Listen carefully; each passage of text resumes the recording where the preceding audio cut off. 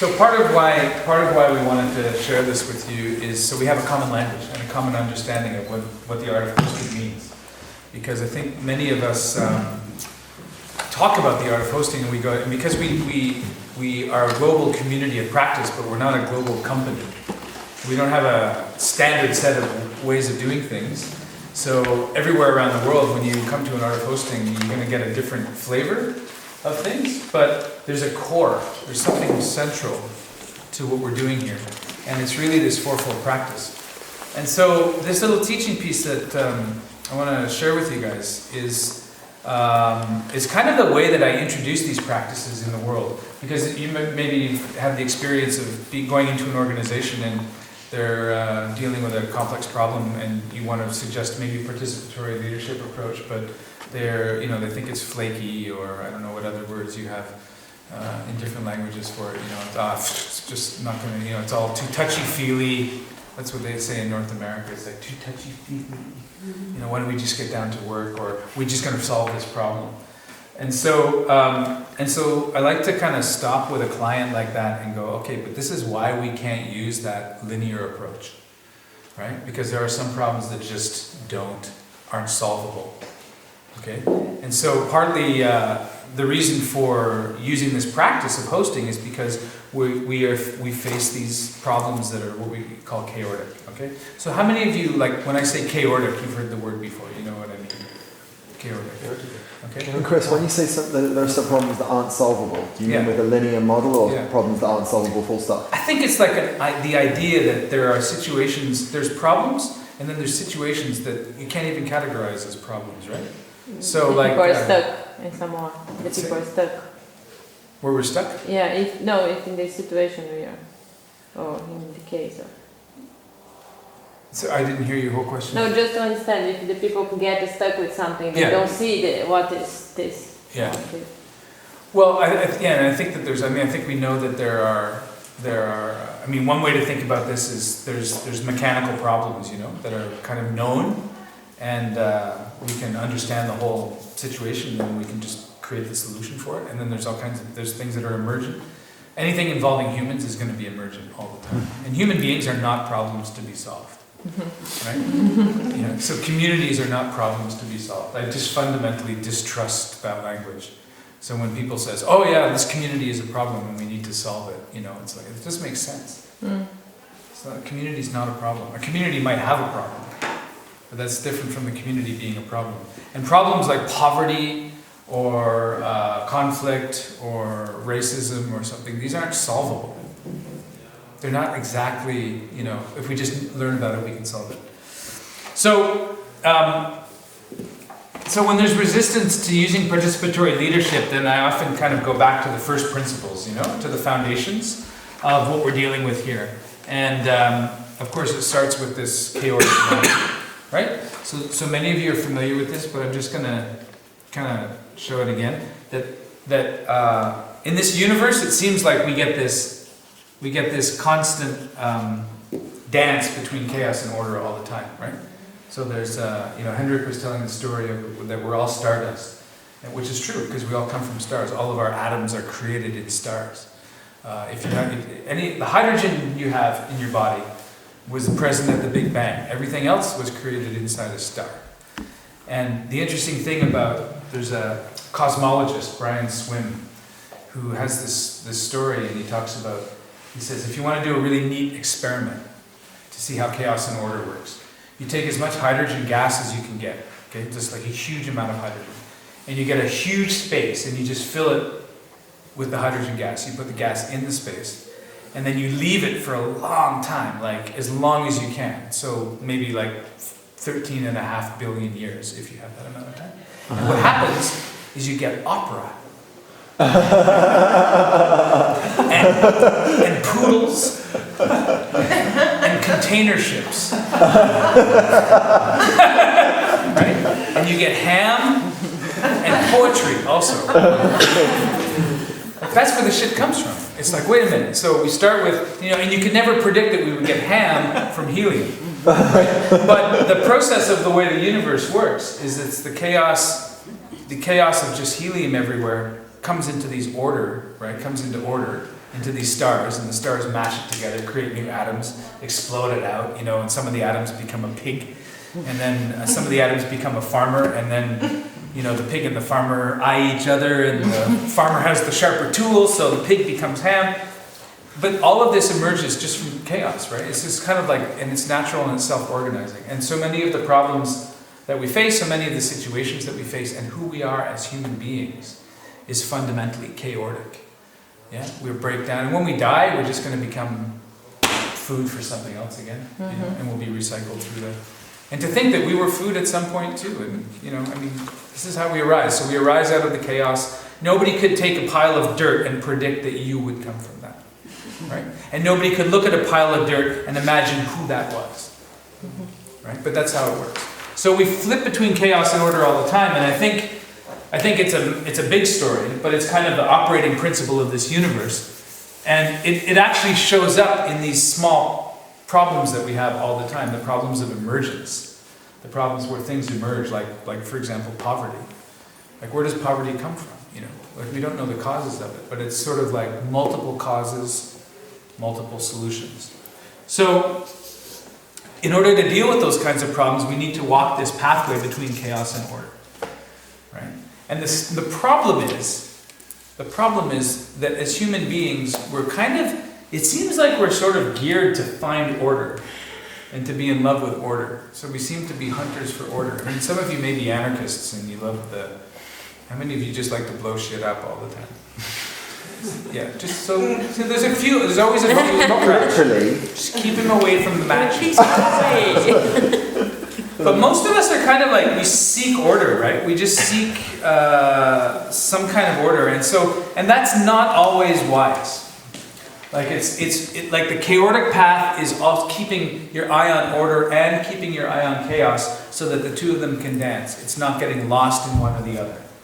So we sometimes talk about there are these poles, these extremes that humans have, and the far side of order, when you eliminate all the chaos from order, good luck to you, especially if you have a baby. When you eliminate all the chaos from order, what you have is control, right? And when you eliminate all the order from chaos, what you have is this Greek word, chamos. Do you know the word? Chamos? It means the pit of despair.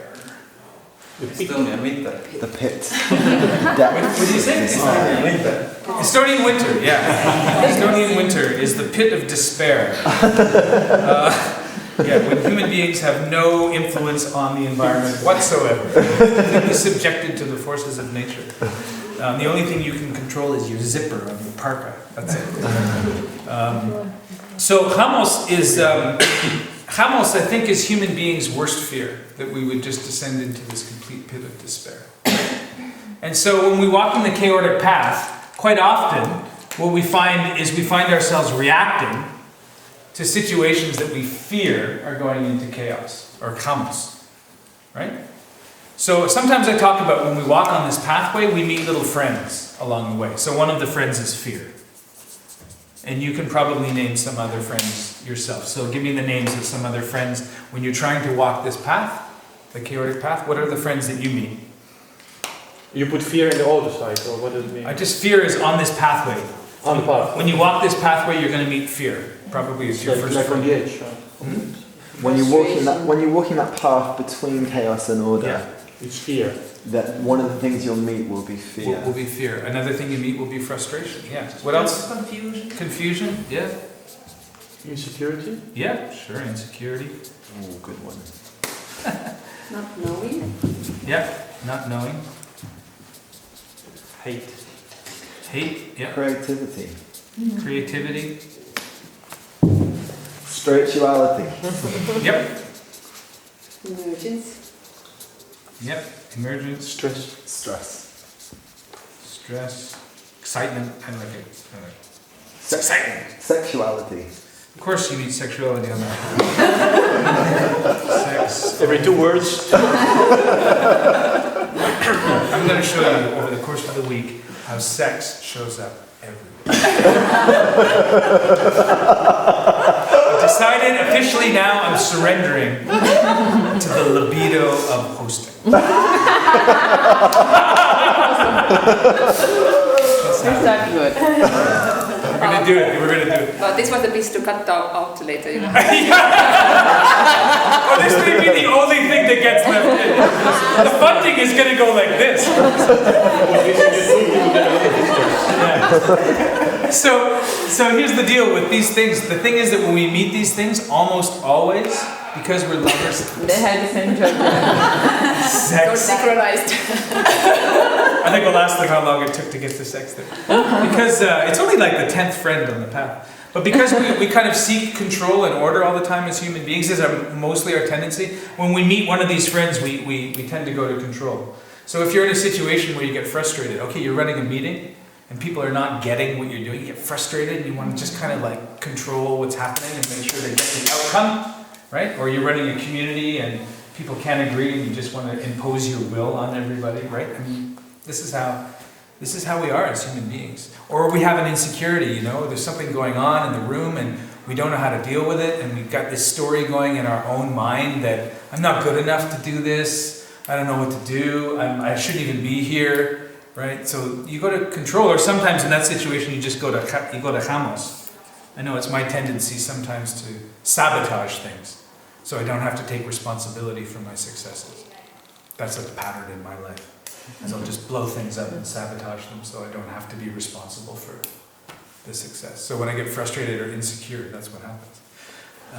Even when you get excited. Tell me more. You don't want to take responsibility because, like, you're frightened of your light, like that poem about we're most frightened of our light, we're not of our dark. Is that what you mean? Okay. Mm-hmm. Can you say that again slow? So, Yes, please. Can you say it in proper English? I had a cup of coffee. It's always the English people who can't speak English. You can speak, we just don't understand.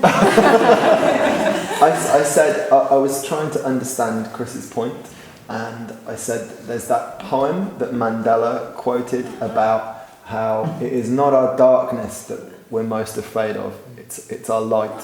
Yeah. So I was trying to understand Chris's point about sabotaging our own greatness. Yeah. Okay.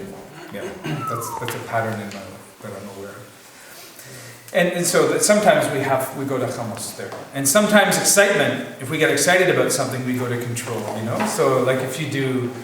Relationship with Relationship? Oh yeah! Best relationship ever! Let's keep it going exactly like this! Yes. Right? And then your partner changes and grows because when you're in a relationship, beautiful things happen and you resent your partner for like, you're not allowed to change! But I just came alive with you. No. So we go to these extremes. So walking the chaotic path, you know, so this is often I just give this teaching when I'm in an organization and people are like, oh, that's where all of our emotions come from. It's confronting the chaos. It's confronting the chaotic path. And the reason why we've never solved poverty is because we just think we can control the outcomes. The reason why we've never solved poverty is because people have sort of said, well, I can't tell you the number of places where people do work on poverty without involving poor people. Because it's like, it's much easier just to create the solution to the problem and not have these poor people. And we'll just create the solution to the problem of like equalizing economic security and justice. But you never have the voices of the people in the room. Right? So the system never solves itself. The system never deals with itself. You go to control because we're afraid to bring them in. Okay? So this, walking the chaotic path, this is this form of leadership. Participatory leadership. For these kinds of problems, participatory leadership is helpful. And in this leadership practice, walking the chaotic path, like how do I do that? Well, luckily, we have this practice that we've kind of like discovered or kind of been developing called the art of hosting. So a hosting practice helps us to stay on the chaotic path despite the fact that we're going to encounter all these friends there. Yeah? And end with sex. And end with sex. And if you But do the art of hosting... this part is adjectives there are positive and negative. So Yeah. So I just want to say that what these friends are is they're not negative things, they're emotions. And it's emotions of all kinds, whether they're positive or negative, is ways that I get attached to wanting to control outcomes. So if I'm having a good time, I want to replicate it. But I want to do it, but I'll find myself doing it the same way as before. So if you do a World Cafe, maybe, one time, and it's a great World Cafe, and you're like, great, next time, we'll do it exactly the same way. Same questions, you know, but of course different people. And it goes, you know, and it goes badly. Well, what you've done is you've gone to control and you haven't been sensitive to the context. A little bit of chaos that comes in because it's all different people. Right? So the question is, what are the practices we can use to stay sensitive to the context and to work with the chaotic space? Page 17. Thank you for asking. Page 17. Page 17. And the beautiful thing about about starting here is that you can give this teaching in a boardroom, right? With executives that don't know anything about hosting, and you can talk about the reality of this context that we're working in, and it's very easy for them to get it all of a sudden. They kind of understand it. To host a conversation around this is a really good practice for introducing these practices without saying, oh, we need to do an art of hosting in your organization, and we're going to have participatory leadership, and we're going to use like self-organizing chaotic design and do a theory U retreat and presencing and sensing and co-learning. And it's like you've lost them. You know, when all they really wanted to hear was like, what, you know, like, how do you help me deal with my insecurity about this problem? So to kind of go back to the simple piece around, well, this chaos and order, I think, is what we're dealing with, is and to stay in the dance, because if we're going to find solutions to problems, we got to go to places we haven't been before. We've got to do things we don't know anything about. We can't solve, you know that quote, we can't solve problems at the level at which they're created. It's a quote that was attributed to Einstein. I have no idea if he said it. I just think anything written on the internet gets attributed to Einstein. But it's a good quote. Right? We can't solve problems at the level at which they were created. If we could, then we would have solved them. Right? Like if we could solve poverty based on everything we know, we would not have poverty. But somehow the solution, because the problem is emergent, the solution also has to be emergent. But you go back to poverty all the time, but it's a matter of will of society or of the leadership of... Could be. Is that the only... if we just have have it's will. a lack of will, yeah? Yeah, maybe. Among other things. Yeah. So we have 4 practices in the art of hosting. And I'll just tell you the story about where this comes from. When we talk about what is the art of hosting, my answer to the question is this. This is the art of hosting, what I'm about to show you. It's an art. It's like the art of poetry, right? Or the art of sex, if you will. Or the art of permaculture. Or the art, okay? So it's an art. First and foremost, it's an art. It's not a set of tools, right? So the art of carpentry is not a saw, right? The art of hosting is not a world cafe. You get what I'm saying? How you use the saw is what makes you an artist. How you use the cafe is what makes you an artist. Does it make sense? Yes. Okay, so I want to be really clear about that. And so this art piece, so here are these 4 practices. There's 4, sometimes we call it the 4-fold practice, or sometimes the 4-folded practice. It's like one practice, but it's folded up, and you can unfold it, and these are 4 things. And where this came from was some of our friends from Denmark, maybe in 1999 or something, and they were starting to think about what is the quality of really good conversations that change everything, you know, the kind of conversations you're in that just, wow, that really made it, rocked. And they discovered that these 4 things need to be present for these conversations. So the first thing is, hey, look, if we're present with each other, that's important. Like, let's start there. And sometimes, you know, our friend Toka will say, if you do nothing else, just be present. That's it. If you do nothing else, just be present. If you can be present with another human being, you can already enter into that space. So it's like the first practice.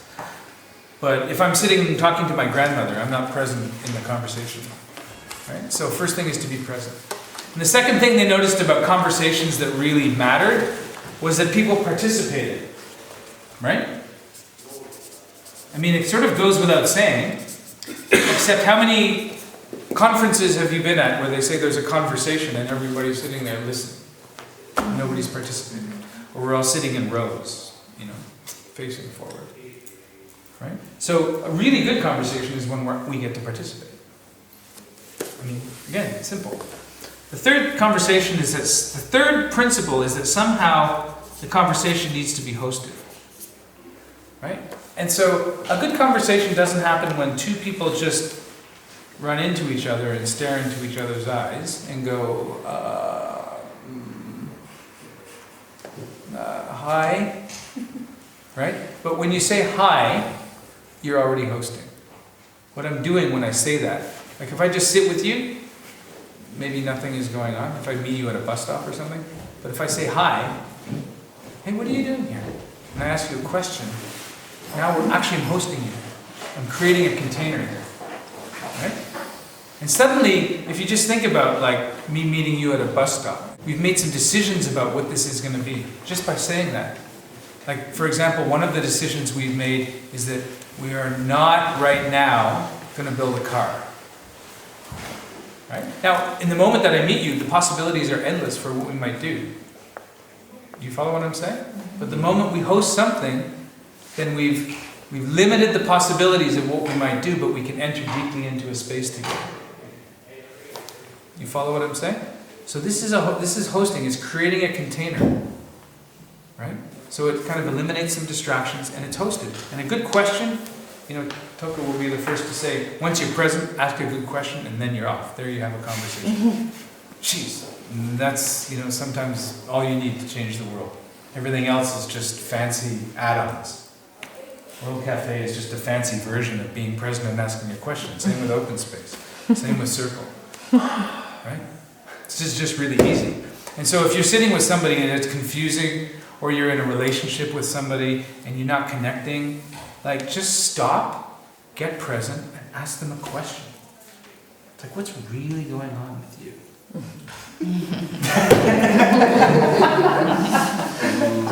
An action is often a formidable question. So Gandhi walking from his home to the coast and picking up some salt was asking a question of the British Empire. Why aren't we Indians allowed to produce our own salt? Yeah. And then within a short amount of time, the British Empire was leaving India because he asked that question just with an action. But it was the right question to ask at the right time that challenged the domination that was there. Yeah. So it's, just seeing the actions of questions as well. Or in this context, just a singing festival in 1988, maybe, for example. Yes, a singing festival in 1988. Where everything all of a sudden was it 88 or 89? It was just people became present to. Yeah, that's where it started. Where the guys went by with the flag on the motorbike. Mm-hmm. It's like that's a pretty powerful freaking question right there. Yeah, why can't we sing our own songs about our own nation? That's it. Suddenly it's like we're waking up and we're hosting something now, right? Hey, you can feel you're hosting something now. Really alive. So so ask a question and be really present to that.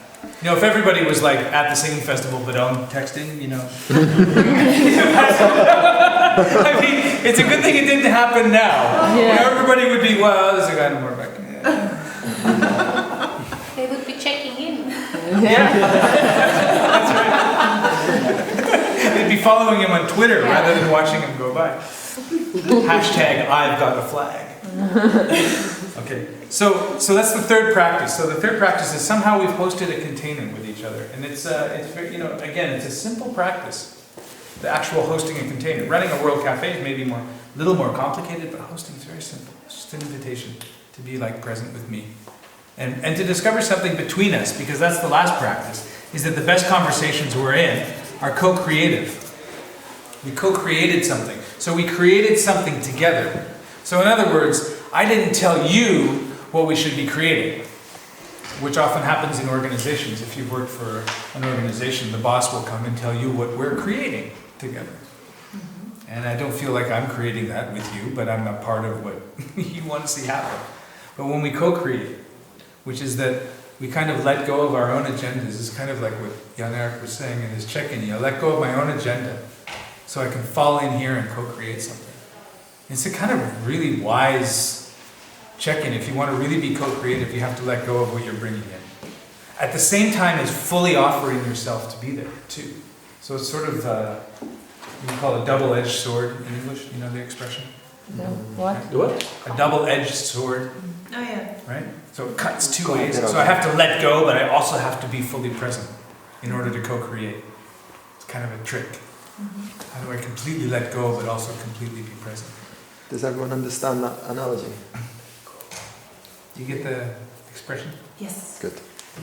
But this scheme is a circle, yeah? Yeah. But I see it more like a line, no? Well, it can be Like both. to be present is a start, Yeah, and the aim is co-create. Exactly. Well, yes, and so it's kind of represented in there like that as well. So, But why then like a circle then? well, because it can be both. So, so you know how you have a map of Spain, and you have like Madrid and Barcelona, And Gibraltar town? right? And you want to go from Madrid to Barcelona, and you can trace a straight line. Yeah. But also, it's not a line; it's just a map of the whole country. This is the same thing. So there's. So I'm saying it can be both. So what you're saying is as it is in the book here, you can go around like this, and I'll talk about it that way. But this is also, as a practitioner, if you want to be practicing the art of hosting, be attentive to all of these practices all the time. Am I being present? See, because these guys thought of these patterns, right? They said, well, good conversations have these 4 things. So if we want to practice good conversations, we just need to practice these 4 things. So that's a 4-folded practice. So it's one thing that we're doing, but all the time we're doing it, I'm being present, I'm participating, I'm hosting something, I'm taking responsibility for the container, and I'm co-creating. Okay? And what I've experienced is that when I moved around like one time and I'm in the field of co-creation, that demands even higher level of ability to be present. Yeah. So it just all fits in. Start again. Yeah, start again. Because another level of force. Yeah. So how these practices work, in terms of how that like line goes around the outside, is when you become present, the first thing to become present about is these emotions over here, these judgments you hold about the world, right? And the reason for that is because my friend Christina Baldwin, who writes about the Circle book, she says judgment and curiosity can't live together in the same mind. You get that? What Is that again, my please? favorite quote. Judgment and curiosity can't live together in the same mind. Judgment or prejudgment? Any kind of judgment. Prejudgment, post-judgment, judgment of any kind. I can't be curious while I'm judging.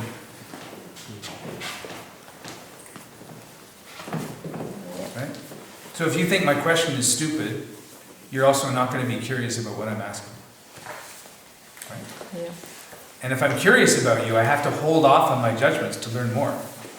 Right? So it's this kind of beautiful practice. So becoming present, the reason to become present is so you can become curious about what's happening in the room.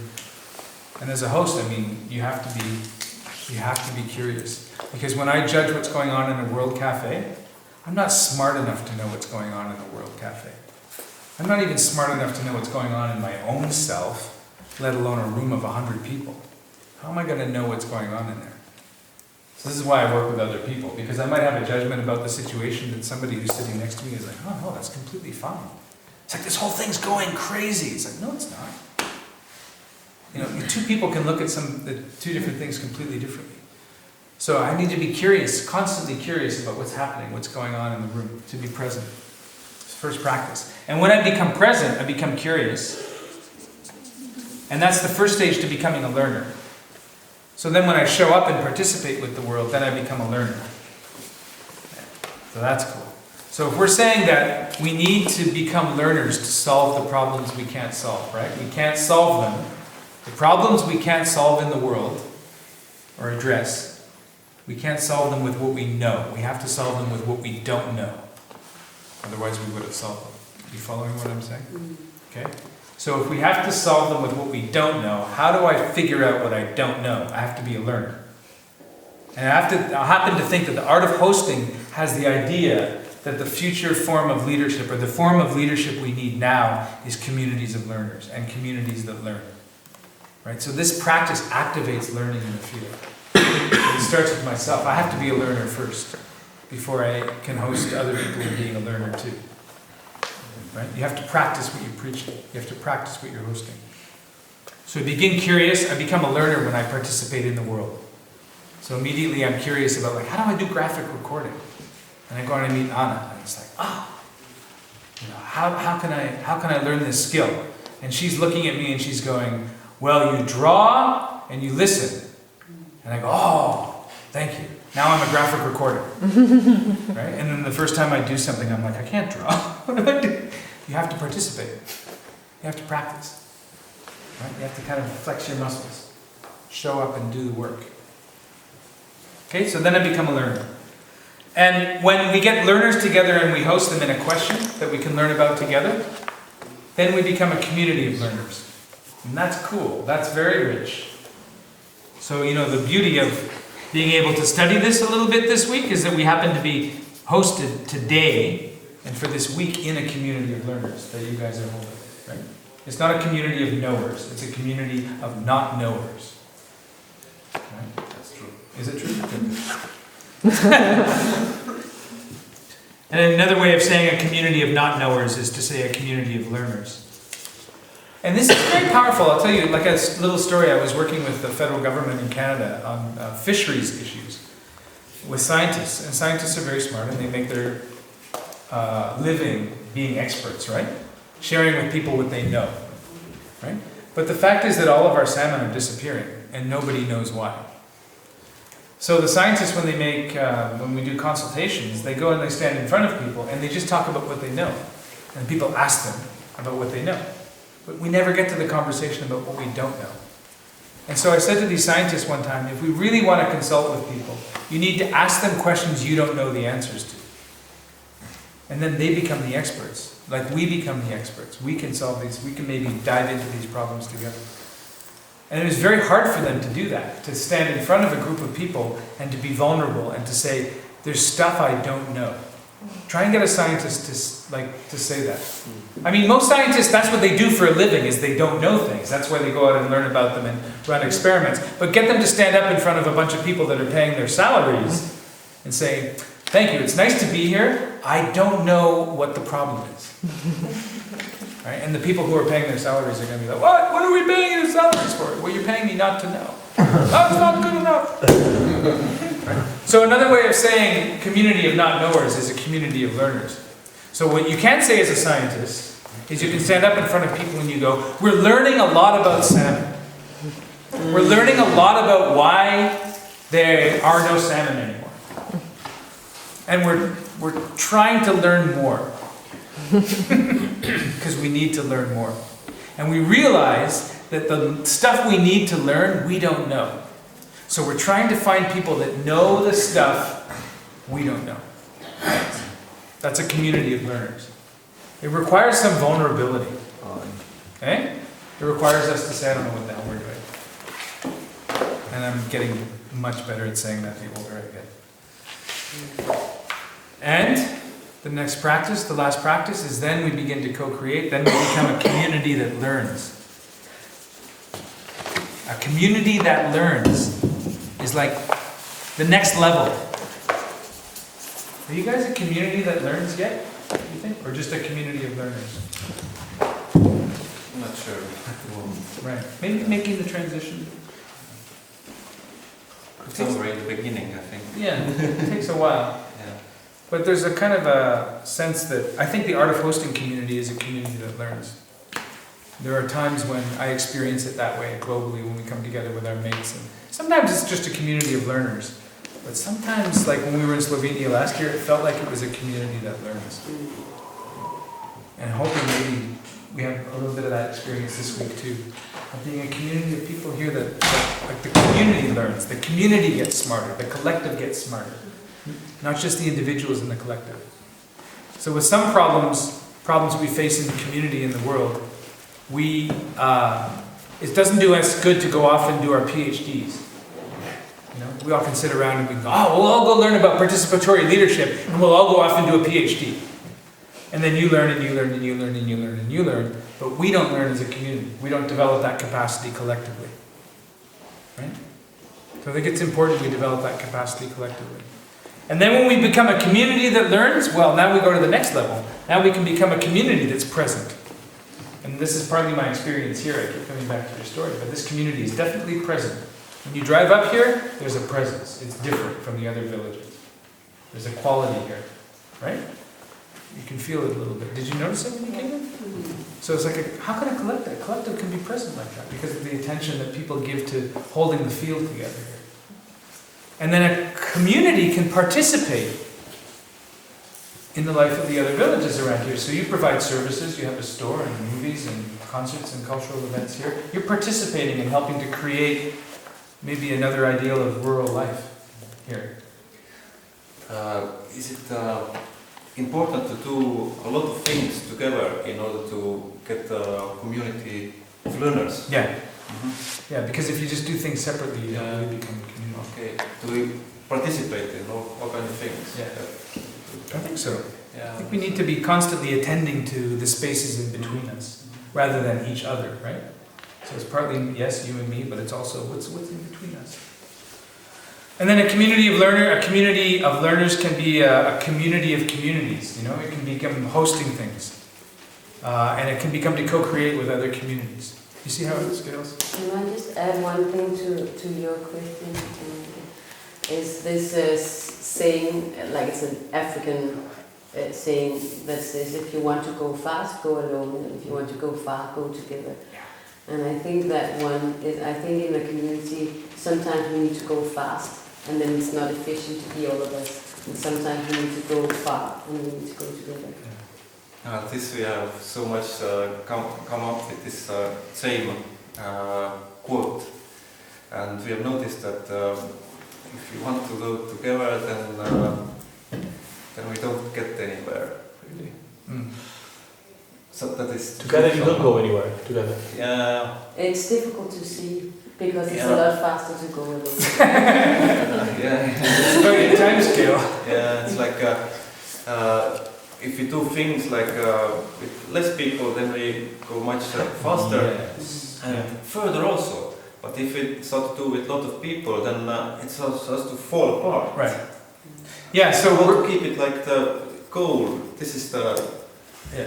skill, I feel. I think it because all the participants are not present and practiced, and there are just few of them, and then they can't come with you because, or they are not like in this.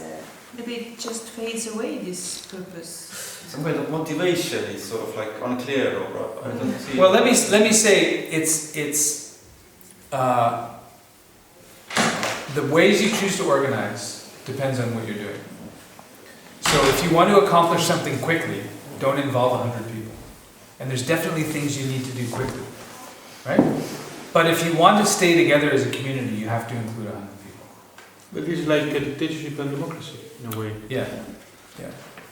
Well, it is. I mean, and tomorrow what we're going to do is we're going to actually talk about those different paradigms and how to be skillful in using them, because we're not arguing for one particular paradigm. We're arguing for a good hosting consciousness for the paradigm that you're using. So you can run a very focused action team of 3 people that are doing some serious work together at some seriously fast speed. But you can also host that really badly. Right? So it's not about the form exactly. This is about the consciousness that's used to host any of these forms. And there's many forms. Tomorrow we're going to look at some of those forms. Organizational paradigm teaching. The things we've been learning about that. Because we combine those. I mean, we have some learnings, I think, over the years about combining different ones. For when do we need to be together? When do we need to be into little triangles of action? When do we need to be creating a bureaucracy, right, or a hierarchy?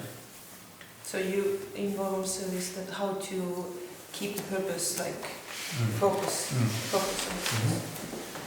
And choosing the right form. Yep. But regardless of all of that, this is what I love about this practice, is this is what underlies it. Even if you're moving forward fast, to keep a participatory mindset is still really important. right? Even if it's just a small group of you. Yeah. So if you do want to go slow, go together. If you do want to go fast, go alone. It's not that one is better than the other. It's that one is more appropriate than the other for different things. You want to go far? Yeah, if you want to go far, go together. That's right. Yeah, so any questions? We're going to dive into this together with some dialogue and reflection, but anything for clarity or anything I went too fast over that you may want to Why are you so good looking? go back to? Well, that goes with the sex thing.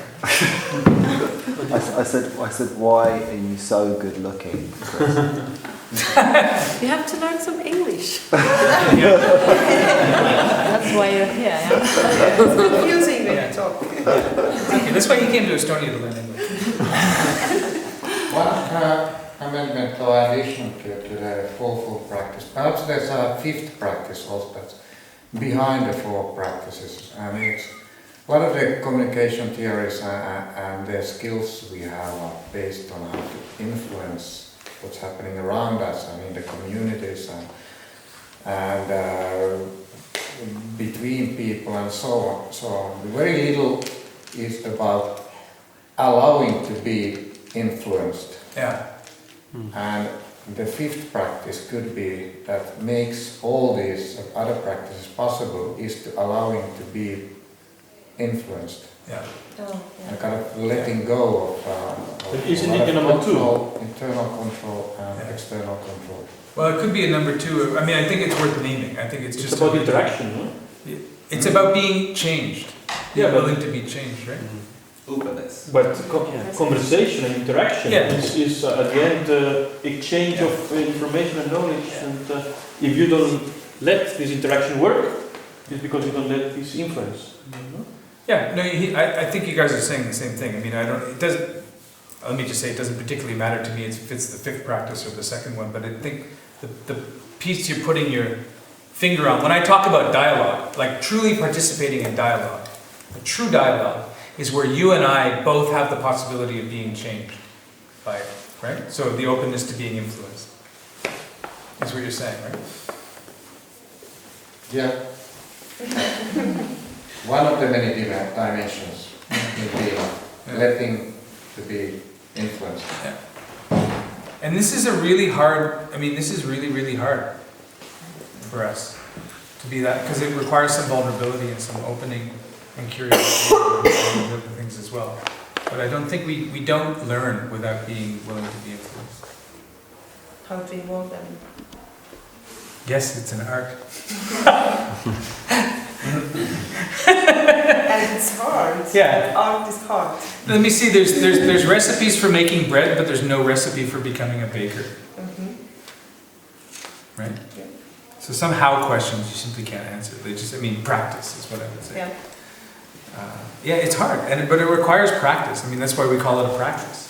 That's why we call it an art. It's not something that you can go for somewhere for 4 days and have a skills transfer and immediately you're becoming an expert in this thing. There's forms of technical knowledge that you can do that with, but this is not one of those. This is not one of those. Cool.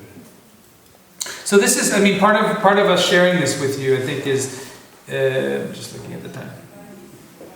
Part of us sharing this with you is, I think, it's not because this is the answer and this is the Bible and now, nothing else is on the books, or maybe there is not a fifth practice, or maybe, it's not that we say this is the whole world. But when we talk about the art of hosting globally, this is the essence of it. So when you're meeting with people from Zimbabwe and the United States and China and wherever the people have been holding on to the art of hosting, like the one thing I want to feel is important for me to kind of put at the core of art of hosting is this practice. This is the art of hosting. When people ask you, what is the art of hosting? You say, it's like, for me, it's like, it's when I show up present, when I participate, when I help create a container, and when we co-create something. And it's that practice. That's the art of hosting. And from there, we have these methodologies, we have these different things that none of us in the art of hosting community invented World Cafe and open space and circles. I mean, but bringing this consciousness to how we practice those methodologies makes them, animates them, I think. And many others besides, not just those ones. Good. Good. I would like to thank you, Chris, for this simple explanation for practice. Oh, that's not a simple thing. Okay. I'm glad it was simple.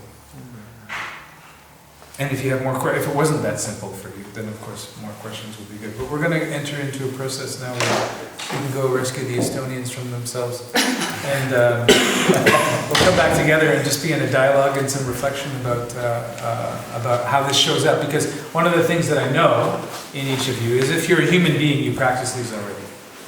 It's not esoteric knowledge that's only available to a few people. Human beings do this. This is how we manage as humans.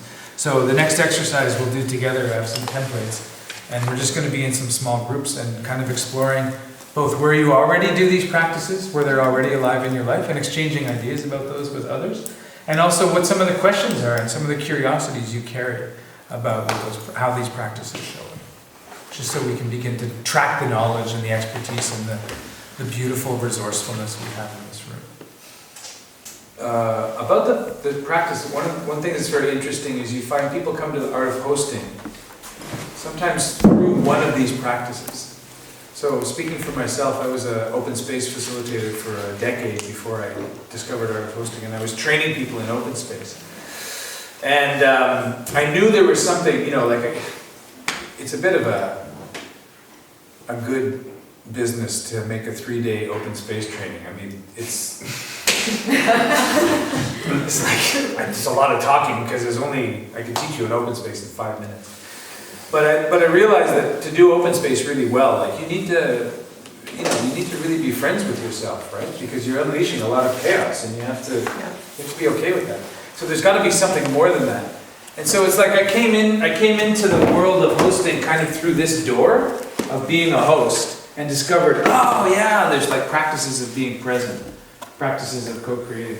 And when I'm working with social entrepreneurs, for example, I find that they come in here through this door of co-creation because they do that all the time, right? They're co-creating all the time, but they don't know how to host. Or they don't know how to, participate necessarily. Or sometimes when you're working in spiritual communities, people know how to be present. So a friend of mine was working with yoga teachers. Oh my God, it was like the most conflicted group of people. They're all very good at being present, but they hate being with each other. So it was just the funniest thing. So they were, but what's interesting is that you find that people come to this practice with different mindsets and different experiences, and it kind of helps to explain why when we get into an art of hosting, we see people who have a totally different take on what this practice is. So that's the first thing I just wanted to point out. Just notice that. Maybe your story is how you came to the fourfold practice. Which practice is the one you entered through? And when you're working with groups of people, notice that actually the more you have coming through, the better. And the second thing is, with this exercise of I just want to make it clear that this is kind of a form of appreciative work, right? So that you take a piece of teaching like this, and James and I were talking, this kind of called adaptive knowledge, right? So it's knowledge that we have to be able to use in the world, not technical knowledge, right? So adaptive knowledge is just like we know how to kind of be with things that are changing and flowing. And as human beings, we can be like that. And so much of this knowledge is adaptive knowledge rather than technical knowledge. I'm not going to download something technical to you. It's not like fixing an engine. How you show up with a group really is about practice and your adaptive thing. And because we're human beings, we're good at being adaptive. If you weren't, then you wouldn't be here. You would have been hit by a bus or something. There's some reason you wouldn't be here if you weren't good at adapting, getting out of the way or getting in the way of things. So when you can do an exercise like this, it helps to reveal to a group how much resourcefulness a group really has. You actually know a lot of these things, and it starts to set up the chance for people to share within the group that they already have these practices. So it's not something that you need, one person to do it, but collectively we make visible what these practices are. So just as an exercise, this is like one way of using an appreciative work without doing necessarily appreciative inquiry. So I just wanted to leave you with that. Thank you for a good afternoon.